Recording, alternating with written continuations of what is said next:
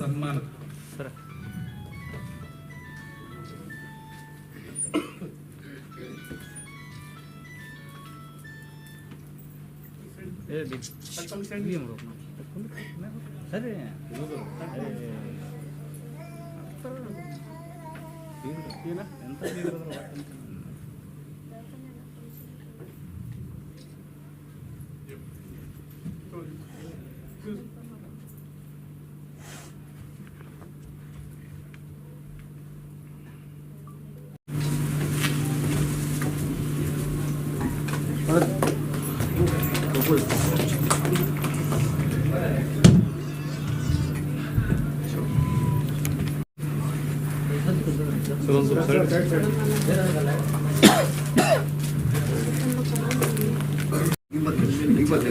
Shri Ramacharya foundation ಪದಾಧಿಕಾರಿಗಳು ಕೈ ಜೋಡಿಸಬೇಕಾಗಿದೆ ವಿನಂತಿ.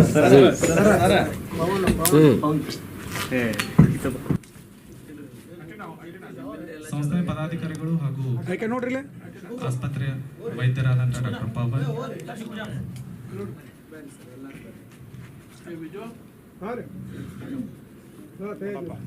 ಸರ್ ಇಲ್ಲಿ ನೋಡ್ರಿ ಇಲ್ಲಿ ಬಿಡ್ರಿ ಇಲ್ಲಿ ನೋಡ್ರಿ.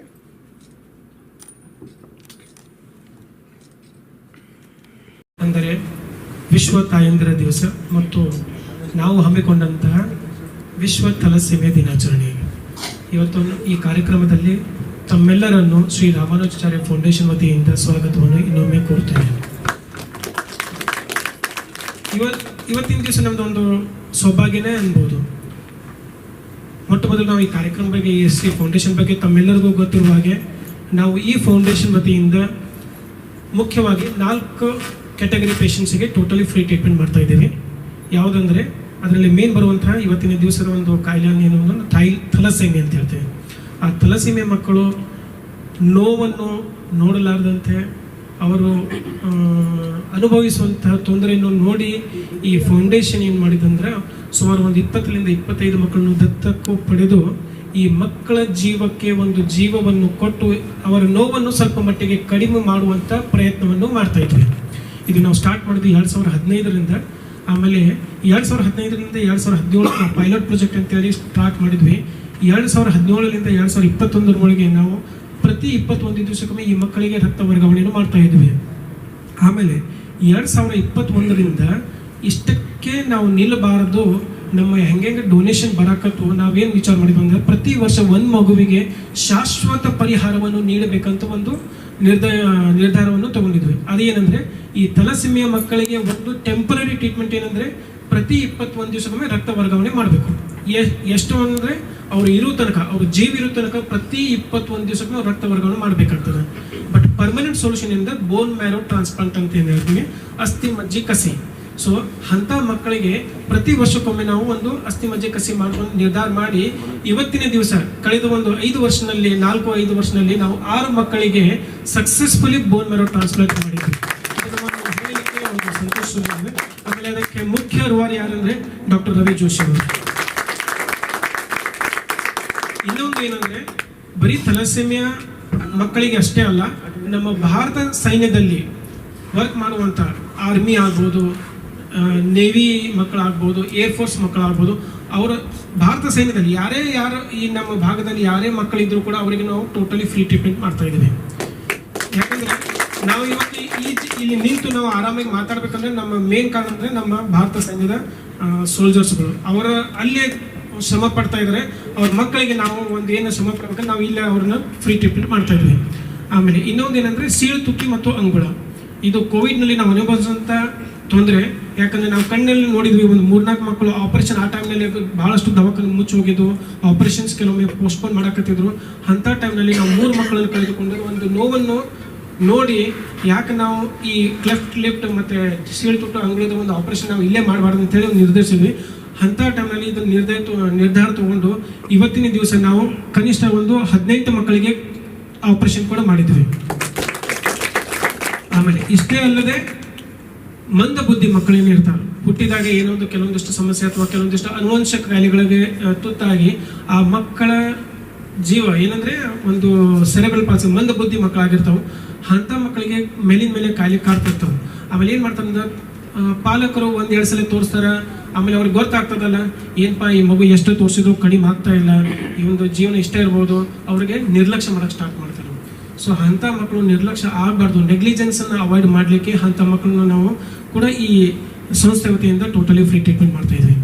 ಸೊ ಇವತ್ತು ನಮ್ಮ ಸೌಭಾಗ್ಯ ಅಂತ ಹೇಳ್ಬೋದು, ಥಲಸೆಮಿಯಾ ದಿನಾಚರಣೆ ಅಂಗವಾಗಿ ನಾವು ಇದನ್ನು ಮಾಡಿದ್ವಿ.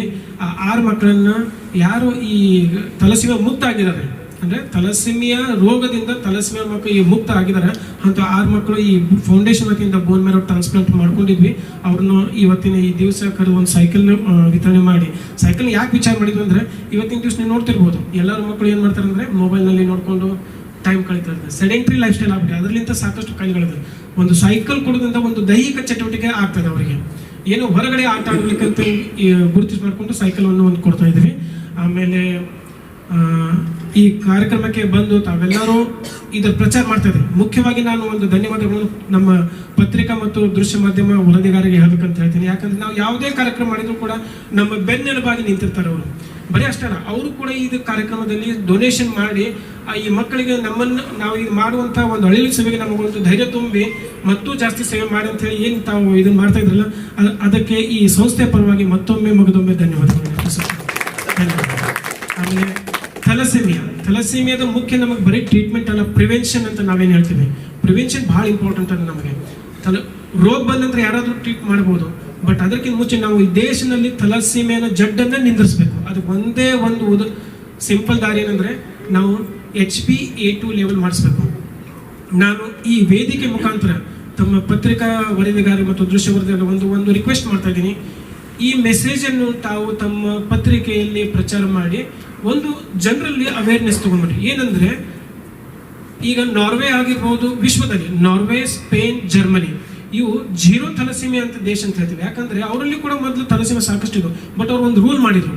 ಅದಕ್ಕೇನೆಂದರೆ ಕಾಲೇಜ್ನಲ್ಲಿ 10th ಪಾಸ್ ಆದ ನಂತರ ಕಾಲೇಜ್ನಲ್ಲಿ ಏನು ಅಡ್ಮಿಷನ್ ತೊಗೊಂಡು ಹೋಗಿರ್ತಾರಲ್ಲ, ಆವಾಗ ಕಂಪಲ್ಸರಿ ಅಡ್ಮಿಷನ್ ಮಾಡುವಾಗ HbA2 ಲೆವೆಲ್ ನೋಡ್ಬೇಕಂತ ಹೇಳಿ ಅವರು ಒಂದು ನಿರ್ಧಾರ ತೊಗೊಂಡ್ರು. ಆಮೇಲೆ ಆ ಸರ್ಕಾರದ ನಿರ್ಧಾರದಂತೆ ಕಾಲೇಜ್ನಲ್ಲಿ HbA2 ಲೆವೆಲ್ ಮಾಡಿದಾಗ ಅವ್ರದ್ದು suppose HbA2 level more than 4 ಬಂತಂತ ತಿಳ್ಕೊರಿ, ಅವರು ಥಲಸೆಮಿಯಾ ಮೈನರ್ ಅಂತ ಹೇಳಿ ನಾವು ಕನ್ಸಿಡರ್ ಮಾಡ್ತೀವಿ. ಥಲಸೆಮಿಯಾ ಮೇಜರ್ ಹುಟ್ಟಬೇಕಂದ್ರೆ ಒಂದೇ ಕಾರಣ, ತಂದೆ ಮತ್ತು ತಾಯಿ ಇಬ್ಬರು ಥಲಸೆಮಿಯಾ ಮೈನರ್ ಇದ್ರೆ ಮಾತ್ರ ಥಲಸೆಮಿಯಾ ಮೇಜರ್ ಮಗು ಹುಟ್ಟುತ್ತೆ. ಸೊ ಇದಕ್ಕೆ ಏನು ಸಿಂಪಲ್ ಅಂದರೆ ನಮಗೆ ಥಲಸೆಮಿಯಾ ಮೈನರ್ ನಾನು ಗೊತ್ತಾದರೆ ನಾನು ಥಲಸೆಮಿಯಾ ಮೈನರ್ ಜೊತೆ ಮದುವೆ ಆಗಬಾರ್ದು. ಹಿಂಗೆ ಮಾಡಿದ್ರೆ ಮಾತ್ರ ನಾವು ಈ ಥಲಸೆಮಿಯಾ ಮೇಜರನ್ನು ನಾವು ತಡೆಗಟ್ಟಬಹುದು. ಇಲ್ಲ ಏನಾಗ್ತದೆ, ಕಾಯಿಲೆ ಗಂಭೀರತೆಯೂ ಜಾಸ್ತಿ ಇರ್ತಾರೆ, ವೆಚ್ಚ ಮಾಡೋದು. ಒಂದು ಬೋನ್ ಮ್ಯಾರೋ ಟ್ರಾನ್ಸ್ಪ್ಲಾಂಟ್ ಮಾಡ್ಬೇಕಂದ್ರೆ ಸುಮಾರು 20 ರಿಂದ 40 ಲಕ್ಷ ರೂಪಾಯಿ ಖರ್ಚಾಗ್ತದೆ. ಸೊ ಅದು ಎಷ್ಟು ನೋವಾಗ್ತದೆ, ಬರೀ ಖರ್ಚಿದ ಪ್ರಶ್ನೆ ಅಲ್ಲ, ಪ್ರತಿ 21 ಮಗುನ ಕರ್ಕೊಂಡ್ ಬರಬೇಕು, ಚುಚ್ಚಬೇಕು, ಕಣ್ಣಿಗೆ ನೋಡಾರ್ದಂಥ ನೋವನ್ನು ನೋಡ್ಕೊಂತಂದ್ರೆ ಇದನ್ನು ತಡೆಗಟ್ಟಬಹುದು. ಒಂದೇ ಏನಂದ್ರೆ HbA2 ಲೆವೆಲ್. ಭಾಳ ಖರ್ಚೇನಿಲ್ಲ, ಟೆಸ್ಟ್ ಮಾಡಲಿಕ್ಕೆ ಸಿಂಪಲ್ ಒಂದು 300 ರಿಂದ 500 ರೂಪಾಯಿ ಖರ್ಚು ಅಷ್ಟೇ ಇದೆ. ಇವನ್ ಆಲ್ ದ ಗೈನಕಾಲಜಿಸ್ಟ್ ಯಾರು ಹೆರಿಗೆ ತಜ್ಞರು ಅದರ ಪ್ರಸೂತಿ ತಜ್ಞರು ಅವ್ರಿಗೂ ಕೂಡ ಒಂದು ರಿಕ್ವೆಸ್ಟ್ ಅಂದರೆ, ನೀವು ನಮ್ಮಲ್ಲಿ ಡೆಲಿವರಿ ಆದ ನಂತರ ಈಗ ತಾಯಂದ್ರೆ ಬಂದಿರ್ತಾರೆ, ಇಷ್ಟೆಲ್ಲ ಟೆಸ್ಟ್ ಮಾಡಿಸ್ರಿ, ಅದರಲ್ಲಿ ಒಂದು HbA2 ಲೆವೆಲ್ ಜೋಡಿಸ್ಬಿಡ್ರಿ. ಸಪೋಸ್ ಆ ತಾಯಿನಲ್ಲಿ HbA2 ಲೆವೆಲ್ ಮೋರ್ ದೆನ್ 4 ಅಂತ ಬಂತು ಅಂದರೆ ನೀವು ಅಪೋಸಿಟ್ ಪಾರ್ಟ್ ಅಂದರೆ ಆ ತಂದೆಗೂ ಕೂಡ ಈ HbA2 ಮಾಡಿಸಿ. ಮೈನರ್ ಇತ್ತಂದ್ರೆ ಅಂತಲ್ಲಿ ಮಾತ್ರ ಮೇಜರ್ ಮಗು ಹುಟ್ಟುತ್ತೆ. ಆಮೇಲೆ ಅಂಥ ಮಗು ಇತ್ತಂದ್ರೆ ನಾವು ಹೊಟ್ಟೆಯಲ್ಲಿ ಗರ್ಭಕೋಶನಲ್ಲೇ ನೋಡ್ಕೋಬಹುದು, ಅದನ್ನು ಅಬಾರ್ಟ್ ಮಾಡಿಸ್ಬೇಕ್ರಿ. ಇದು ಒಂದೇ ದಾರಿಯಿಂದ ನಮ್ಮನ್ನು ಈ ಥಲಸೆಮಿಯಾ ಮುಕ್ತ ದೇಶ ಮಾಡ್ಬೇಕಂತ ಹೇಳಿ. ಸೊ ಇದನ್ನ ನೀವು ಸ್ವಲ್ಪ ಅವೇರ್ನೆಸ್ ತರಬೇಕಂತ ಹೇಳ್ತೀನಿ. ಆಮೇಲೆ ಇಲ್ಲಿ ತಾವೆಲ್ಲರೂ ಥಲಸೆಮಿಯಾ ಮಕ್ಕಳ ತಾಯಿ ತಂದ್ರೆ ಬಂದಿದ್ರೆ ನಿಮ್ಮಲ್ಲಿ ಒಂದು ರಿಕ್ವೆಸ್ಟ್ ಏನಂದ್ರೆ, ಇದು ನಿಮ್ಮ ಮನೆಯಲ್ಲಿ ಒಂದು ಥಲಸೆಮಿಯಾ ಮೇಜರ್ ಮಗು ಐತೆ, ಇದರ ಅರ್ಥ ನಿಮ್ಮ ಅನುವಂಶಿಕಂದ್ರೆ ಯಾರ್ಯಾರು ತಂದೆ ತಾಯಿ ಅಣ್ಣ ತಮ್ಮರು ಅಜ್ಜ ಅಜ್ಜಿ ಈ ಬೋತ್ ಸೈಡ್ ಫ್ಯಾಮಿಲಿ, ತಾಯಿ ಫ್ಯಾಮಿಲಿಯಲ್ಲೂ ಕೂಡ ಮತ್ತು ತಂದೆ ಫ್ಯಾಮಿಲಿಯಲ್ಲೂ ಕೂಡ ಈ ಥಲಸೆಮಿಯಾ HbA2 ಲೆವೆಲ್ ನೀವು ಎಲ್ಲರೂ ಟೆಸ್ಟ್ ಮಾಡಿಸ್ರಿ ನಿಮ್ಮ ಪರಿವಾರದಲ್ಲಿ. ಯಾಕಂದ್ರೆ ಇದು ಅನುವಂಶಿಕವಾಗಿ ಬರುವಂಥ ಕಾಯಿಲೆ. ನೀವು ಫ್ಯಾಮಿಲಿ ಮೆಂಬರ್ಸ್ನಲ್ಲಿ ಮದುವೆ ಆಗೋಕ್ಕಿಂತ ಮುಂಚೆ ಇದನ್ನು ಟೆಸ್ಟ್ ಮಾಡಿದರೆ ಮತ್ತೆ ಈ ಮಗುವನ್ನು ಹುಟ್ಟಲಾರ್ದಂಗೆ ನಾವು ನೋಡ್ಕೋಬಹುದು. ಇಷ್ಟು ಹೇಳಿ ನನ್ನ ಒಂದು ಭಾಷಣ ಮುಗಿಸ್ತೇನೆ. ಧನ್ಯವಾದ. ಇನ್ಫ್ಯಾಕ್ಟ್ ಧನ್ಯವಾದಗಳು ರಾಮಾನುಜಾಚಾರ್ಯ ಫೌಂಡೇಶನ್ದವ್ರಿಗೆ ಮತ್ತು ಡಾಕ್ಟರ್ ಪವನ್ ಧರಕ್ ಮತ್ತು ಅವರ ಟೀಮ್ನವ್ರಿಗೆ, ಫ್ಯಾಮಿಲಿ ಮೆಂಬರ್ಸ್ ಅವ್ರಿಗೆ. ಇಲ್ಲಿ ಬರೋದು ಒಂಥರ ಖುಷಿ. ನಾನೊಂದು 4-5 ವರ್ಷದಿಂದ ಒಂದು ಫಂಕ್ಷನ್ ಮಾಡಿದಾಗ ಇದನ್ನೇ ಹೇಳಿದ್ದೆ, ಅವ್ರದ್ದು ಎನರ್ಜಿ, ಎಂಥೂಸಿಯಾಸಮು, ಸಮಾಜದೊಳಗೆ ಒಂದೇನೋ ಒಳ್ಳೆ ಕೆಲಸ ಮಾಡ್ಬೇಕಂತ ಹೇಳಿ ಅವ್ರಿಗೆ ಮೋಟಿವೇಶನ್ ಏನು ದೇವ್ರು ಕೊಟ್ಟನಲ್ಲ, ಅದಕ್ಕೂ ನನ್ನ ಧನ್ಯವಾದಗಳು. ಮೊದಲು ನಾವೊಂದು 4-5 ವರ್ಷ ಹಿಂದೆ ನಾವು ಇದ್ರ ಬಗ್ಗೆ ಯೋಚನೆ ಮಾಡಿದ್ವಿ. ವರ್ಷಕ್ಕೆ ಒಂದ್ಸಲಿ ಒಂದು ಮಗುಗಾದರೂ ನಾವು ಸ್ಪಾನ್ಸರ್ ಮಾಡಿ ಈಗ ಬೋನ್ ಮ್ಯಾರೋ ಟ್ರಾನ್ಸ್ಪ್ಲಾಂಟ್ ಮಾಡಿಸ್ಬೇಕಂತ ಹೇಳಿ 2021ರಲ್ಲಿ ಮಾಡಿದ್ವಿ. 2026ರಲ್ಲಿ 6 ಮಕ್ಕಳಿಗೆ ಆಗಲೇ ಆಗಿದೆ. ಥೆಲಸೀಮಿಯಾಗ ಮಕ್ಕಳು ಬಿಟ್ಟು ಬೇರೆ ಈಗ ಫ್ಯಾಂಕೋನಿ ಅನಿಮಿಯಾ ಅಂತ ಒಂದು ಮಗು ಇತ್ತು, ಅದಕ್ಕೂ ಸಹಿತ ಬೋನ್ ಮ್ಯಾರೋ ಟ್ರಾನ್ಸ್ಪ್ಲಾಂಟ್ ಮಾಡಿದ್ದೀವಿ. ಈ ಸಂಘದಿಂದ ನಮಗೆ ಮಕ್ಕಳಿಗೆ ತುಂಬ ಸಹಾಯ ಸಿಕ್ಕಿದೆ. ಇನ್ಫ್ಯಾಕ್ಟ್ ಇವತ್ತೇನಾದರೂ ಸಮಯ ಇದ್ದರೆ ಅವರಿಂದನೂ ಅವರ ಜರ್ನಿ ಏನಿತ್ತು ಇಲ್ಲಿ ತಿಂಗಳಿಗೆ ಒಂದ್ಸಲ 3 ವಾರಕ್ಕೆ 4 ವರ್ಷಕ್ಕೆ ಒಂದ್ಸಲ ರಕ್ತ ಹಾಕ್ಸೋದಿದೆ ಅಲ್ಲ, ಅದರಿಂದ ಹೊರಗಡೆ ಬಂದಿದ್ದಾರೆ. ಒಂದು ಮಗು ಅಂತ ಈಗಾಗಲೇ 5 ವರ್ಷ ಆಯಿತು ಆಲ್ಮೋಸ್ಟ್ ಬೋನ್ ಮ್ಯಾರೋ ಟ್ರಾನ್ಸ್ಪ್ಲಾಂಟ್ ಆಗಿ ಈ ರೋಗದಿಂದ ಹೊರಗೆ ಬಂದು 5 ವರ್ಷ ಆಯಿತು. ಅವರಿಂದನೂ ನಾವು ಕೇಳಬೇಕು. ಯಾಕಂದರೆ ಒಂದೊಂದಿಷ್ಟು ಫ್ಯಾಮಿಲೀಸು ಒಂದು ಸಲನೂ ಬೆಂಗಳೂರೇ ಬಂದಿದ್ದಿಲ್ಲ. ನಾವು ಫಸ್ಟ್ ಈ ರೀತಿ ಬೋನ್ ಮ್ಯಾರೋ ಟ್ರಾನ್ಸ್ಪ್ಲಾಂಟ್ ಮಾಡ್ತೀವಿ ಅಂತ ಹೇಳಿದಾಗ ಇದ್ರ ಬಗ್ಗೆ ಅವ್ರಿಗೇನೋ ಐಡಿಯಾನೇ ಇದ್ದಿದ್ದಿಲ್ಲ. ಅಂಥವ್ರಿಗೆ ಧೈರ್ಯ ತುಂಬಿ ಪವನ್ ಹರಕ್ ಅವರು ಮತ್ತು ಅವ್ರ ಟೀಮ್ನವರು ಧೈರ್ಯ ತುಂಬಿ ಬೆಂಗಳೂರಿಗೆ ಕಳಿಸಿ ಹಣದ ಸಹಾಯ ಮಾಡಿ ಗೌರ್ಮೆಂಟ್ ಸ್ಕೀಮ್ಸ್ ಏನಿದ್ವು ಅದನ್ನೂ ಎನ್ರೋಲ್ ಮಾಡಿಸಿ, ಎಕ್ಸ್ಟ್ರಾ ಖರ್ಚು ಏನಿದೆ ಅದನ್ನೂ ಅವ್ರಿಗೆ ಕೊಟ್ಟು ಖರ್ಚು ಕೊಟ್ಟು BMT ಮಾಡಿಸಿ ವಾಪಸ್ ಬಂದ ಮೇಲೆ 1 ವರ್ಷ ಇಲ್ಲಿ ತಿಂಗಳಿಗೆ ಒಂದ್ಸಲ ನಾನು ಬಂದು ಅವ್ರನ್ನ ನೋಡ್ತಿದ್ದೆ. ಆ ಟೈಮಲ್ಲೂ ಸಹಿತ ಅವರಿಗೆ ಬ್ಲಡ್ ಟೆಸ್ಟ್ ಆಗಲಿ ಇಲ್ಲ ಡ್ರಗ್ಸ್ ಆಗಲಿ ಅದರಲ್ಲೂ ಸಹಾಯ ಮಾಡಿ ಅದರಿಂದ ಹೊರಗಡೆ ಬಂದಿದ್ದಾರೆ ಈಗಾಗಲೇ ಮಕ್ಕಳು 6 ಮಕ್ಕಳು. ಅದರಲ್ಲಿ ಯಾರಾದರೂ ಒಬ್ರು ಬಂದು ತಮ್ಮ ಅನುಭವನ ಹೇಳ್ಕೊತಿದ್ರೆ ಹೇಳ್ಕೋಬಹುದು. ಮತ್ತೆ ಈಗ ಫೈನಲಿ ಹೇಳುವಾಗ ಡಾಕ್ಟರ್ ಪವನ್ ಅವರು ಹೇಳ್ತಾ ಇದ್ರು, prevention is better than cure ಅಂತ ಹೇಳಿ. ಪ್ರಿವೆಂಟ್ ಮಾಡಬೇಕು. ಎಲ್ಲೆಲ್ಲಿ ಚಾನ್ಸಸ್ ಇರುತ್ತೆ ನಮಗೆ, ಮೊದಲು ಮದುವೆ ಆಗೋಕ್ಕಿಂತ ಮುಂಚೆ ಪ್ರೀ ಮ್ಯಾರಿಟಲ್ ಅಂತ ಹೇಳ್ತೀವಿ, ಅಲ್ಲಿ ಚಾನ್ಸಸ್ ಇರುತ್ತೆ. ಮದುವೆ ಆದಮೇಲೆ ಪ್ರೆಗ್ನೆಂಟ್ ಆದಮೇಲೆ ಇಬ್ಬರಿಗೂ ಟೆಸ್ಟ್ ಮಾಡಿಸಿದ್ರೆ ಅಲ್ಲಿ ಚಾನ್ಸಸ್ ಇರುತ್ತೆ. ಪ್ರೆಗ್ನೆಂಟ್ ಆದಮೇಲೂ ಸಹಿತ 4 ರಿಂದ 5 ತಿಂಗಳಲ್ಲಿ ಫೀಟಸ್ ಏನು ಬೆಳೀತಾ ಇರುತ್ತೆ ಅದರಲ್ಲಿ CVS ಸ್ಯಾಂಪ್ಲಿಂಗ್ ಅಂತ ಮಾಡ್ತೀವಿ, ಅಮ್ನಿಯೋಸೆಂಟೆಸಿಸ್ ಅಂತ ಮಾಡ್ತೀವಿ. ಅದರಲ್ಲಿ ಏನಾದರೂ ಥೆಲಸೆಮಿಯಾ ಮೇಜರ್ ಪ್ರಾಬ್ಲಮ್ ಇದೆ ಅಂತ ಗೊತ್ತು ಮಾಡ್ಕೋಬೇಕಾಗತ್ತೆ. ಇವೆಲ್ಲ ಚಾನ್ಸ್ ಮಿಸ್ ಮಾಡಿದ ಮೇಲೆ ಥೆಲಸೆಮಿಯಾ ಮೇಜರ್ ಅಂತ ಮಗು ಹುಟ್ಟೋದು. ಮಗು ಹುಟ್ಟಿದ್ರೂ ಸಹಿತ ಏನೂ ತೊಂದರೆ ಇಲ್ಲ. ಈಗ 2026ರಲ್ಲಿ ಈಗ ಇಷ್ಟೊಂದು ಟ್ರೀಟ್ಮೆಂಟ್ ಬಂದಿದೆ. ಒಂದು ರಕ್ತ ಕರೆಕ್ಟಾಗಿ ಹಾಕ್ಸೋದು, ಇನ್ನೊಂದು ಐರನ್ ಕಿಲೇಷನ್ ಥೆರಪಿ ಅಂತ ಹೇಳ್ತೀವಿ ನಾವು. ಲೋಹದ ಅಂಶ ಜಾಸ್ತಿ ಆಗ್ತಾ ಹೋಗುತ್ತೆ ರಕ್ತದಲ್ಲಿ, ರಕ್ತ ಎಷ್ಟೆಲ್ಲ ಹಾಕಿಸ್ತೀವಿ ಅಷ್ಟು ಜಾಸ್ತಿ ಆಗ್ತಾ ಹೋಗುತ್ತೆ. ಅದನ್ನ ಕಂಟ್ರೋಲ್ ಮಾಡೋ ಮೆಡಿಸಿನ್ಸ್ ಆಗಲಿ ಅವು ಬಂದಿದೆ.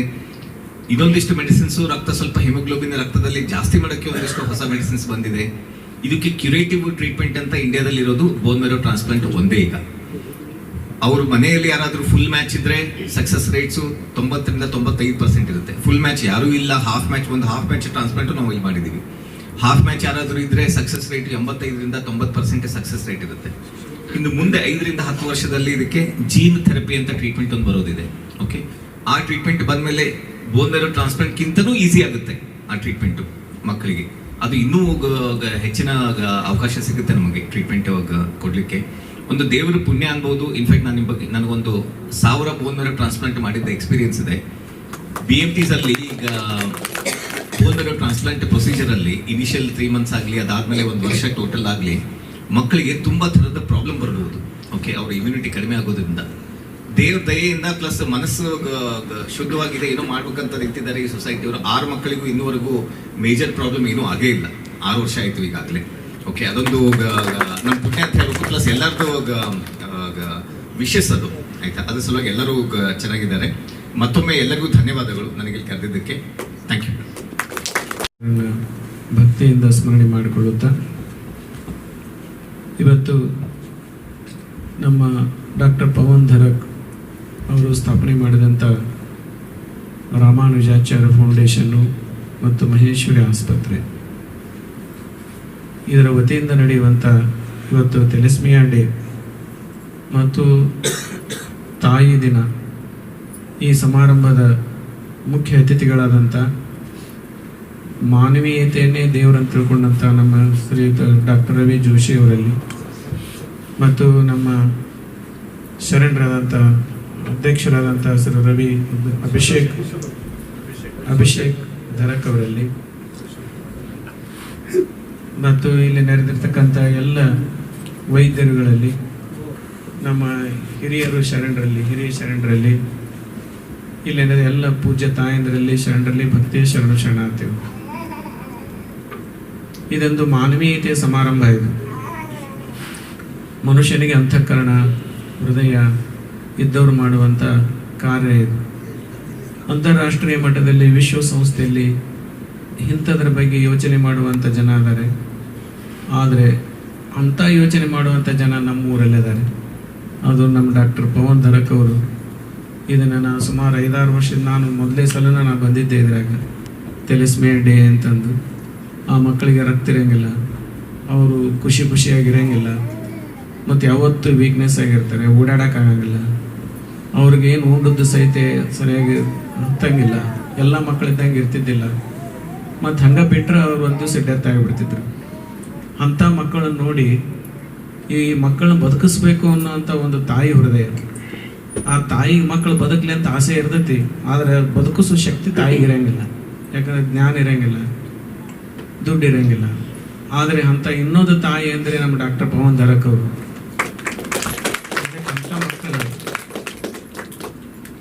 ಅಂಥ ಮಕ್ಕಳ ಕಣ್ಣಿಲೆ ನೋಡಿ ಇವ್ರನ್ನ ಬದುಕಿಸ್ಬೇಕು ಅನ್ನೋವಂಥ ಒಂದು ಅಪೇಕ್ಷೆ ಏನೈತಿಲ್ಲ, ಇದು ಎಲ್ಲರಿಗೂ ಬರೋದು ಭಾಳ ಕಷ್ಟ ಐತಿ.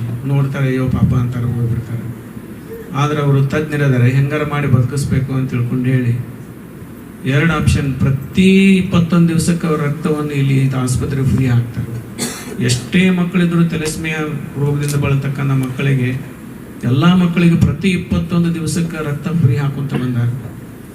ಆದರೆ ಇದು ಟೆಂಪ್ರರಿ ಟ್ರೀಟ್ಮೆಂಟ್ ಅಂತ ತಿಳ್ಕೊಂಡು ಹೇಳಿ, ಆದರೆ ಇದು ಒಳ್ಳೆ ಇನ್ನೊಬ್ಬ ರಕ್ತ ಹಾಕುವಂಗಿಲ್ಲ. ಆ ರಕ್ತ ತಾನೇ ಉತ್ಪತ್ತಿ ಆಗ್ಬೇಕು ಅದ್ರೊಳಗೆ. ಅದು ನಮ್ಮ ಬೋನ್ ಅಂದ್ರೆ ಎಲುಬಿನೊಳಗೆ ರಕ್ತ ಉತ್ಪತ್ತಿ ಆಗಿರ್ತೈತಿ. ಅಲ್ಲಿ ಎಲುಬಿನೊಳಗೆ ರಕ್ತ ಉತ್ಪತ್ತಿ ಆಗಲಿಲ್ಲ ಅಂದ್ರೆ ಮುಂದೆ ರಕ್ತ ನಮ್ಮಲ್ಲಿ ಬರಂಗನೇ ಇಲ್ಲ. ಅದಕ್ಕೆ ಎಲುಬಿನಲ್ಲಿ ರಕ್ತ ಉತ್ಪತ್ತಿ ಆಗ್ಲಾರ್ದಕ್ಕೆ ಥೆಲಸ್ಮಿಯಾ ಅಂತ ರೋಗ ಬಂದಿರ್ತೈತಿ. ಮ್ಯಾಗ ಎಷ್ಟು ರಕ್ತ ಹಾಕಿದ್ರು ಅದು ಟ್ರೀಟ್ಮೆಂಟ್ ಆಗಂಗೇ ಇಲ್ಲ. ಅದಕ್ಕೆ ಪರ್ಮನೆಂಟ್ ಆಗಿ ಆಗ್ಬೇಕಂದ್ರೆ ಆ ಎಲುಬಿನಲ್ಲೇ ರಕ್ತ ಉತ್ಪತ್ತಿ ಆಗ್ಬೇಕು. ಅದಕ್ಕೆ ಎಲುಬಿನಲ್ಲೇ ಆಪರೇಷನ್ ಮಾಡಿಬಿಡೋದು, ಅದನ್ನೇ ಟ್ರಾನ್ಸ್ಫರ್ ಮಾಡಿಬಿಡೋದು.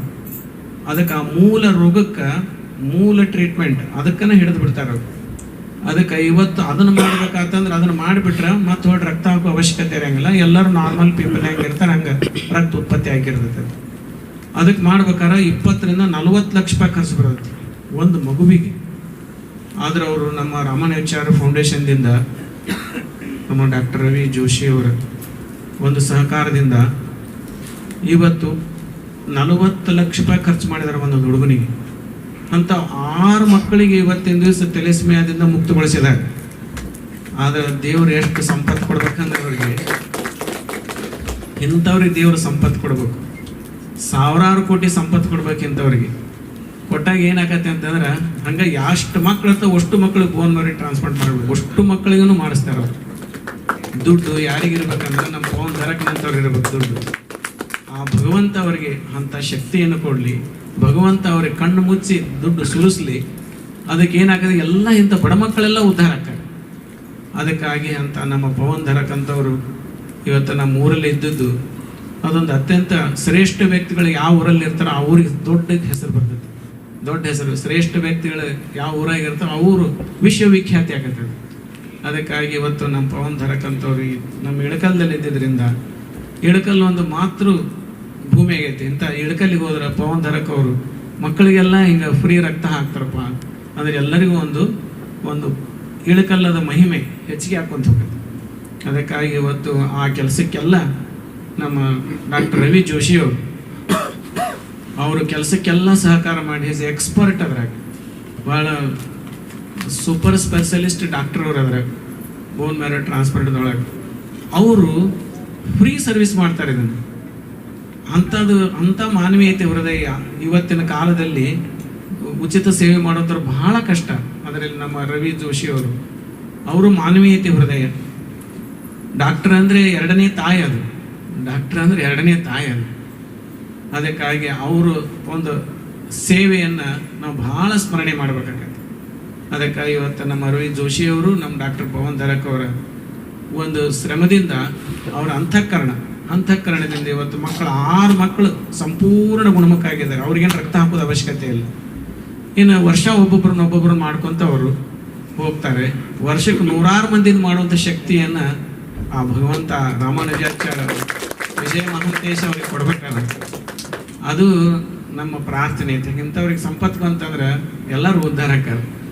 ಅದಕ್ಕಾಗಿ ಅದು ನಡೀಲಿ, ಅದು ಭಗವಂತ ಕರುಣೆ ಮಾಡಲಿ ಅಂತ ಆಶಿಸಿ, ಮತ್ತಿನ್ನೂ ಸೀಳು ತುಟಿವು, ಮತ್ತಿನ್ನೂ ಹಲವು, ಮತ್ತಿನ್ನೊಂದು ಯಾವುದೋ ಹೇಳಿದ್ರು ಸರ್, ಸೈನಿಕರ ಮಕ್ಕಳಿಗೆ ಅದು ಎಷ್ಟು ಯಾರಿಗೆ ಕಲ್ಪನೆ ಐತೆ ನೋಡಿರೋದು. ಸೈನಿಕರ ಮಕ್ಕಳು ಅದು ಒಂದು ಮಾನವೀಯತೆನ, ಅದೊಂದು ಮಾನವೀಯತೆ. ಎಲ್ಲೇ ಸೈನಿಕರ ಮಕ್ಕಳು ಬಂದು ಫ್ರೀ ಟ್ರೀಟ್ಮೆಂಟ್.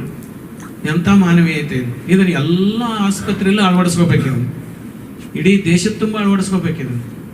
ಅದಕ್ಕೆ ಅಂಥ ಅದ್ಭುತವಾದಂಥ ಸೇವೆಯನ್ನು ಯಾರು ಆಲೋಚನೆ ಮಾಡಲಾರದ್ದನ್ನು ಅವ್ರು ಮಾಡ್ಯಾರ ಪವನ್ ಧಾರಕ್. ಇದಕ್ಕೇನೆ ಡಿಫ್ರೆಂಟ್ ವ್ಯಕ್ತಿತ್ವ ಅನ್ನೋದು.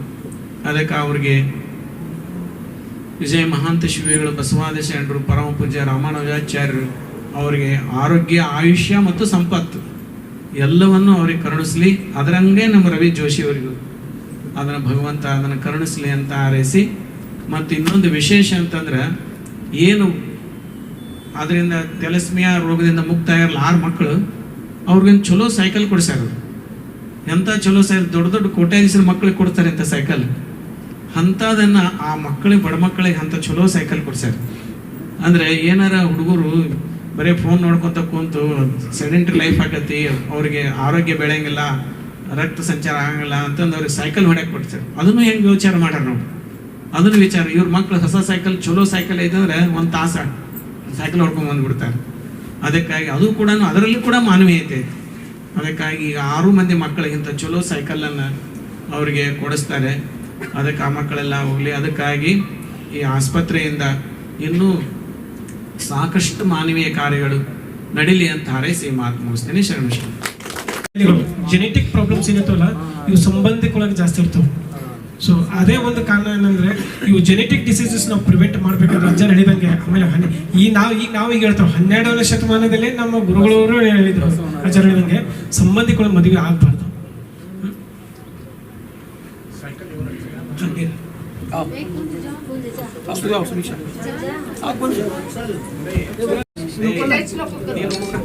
ಸೈಕಲ್ ಮ್ಯಾಗ ಒಂದು ನಿಮಿಷ ಅಷ್ಟೇ ಇದೆ. ಟವರ್ ಹಿಂದೆ ಬರ್ರಿ. ಸ್ವಲ್ಪ ದಾರಿ ಹಾಕಲ್ರಿ.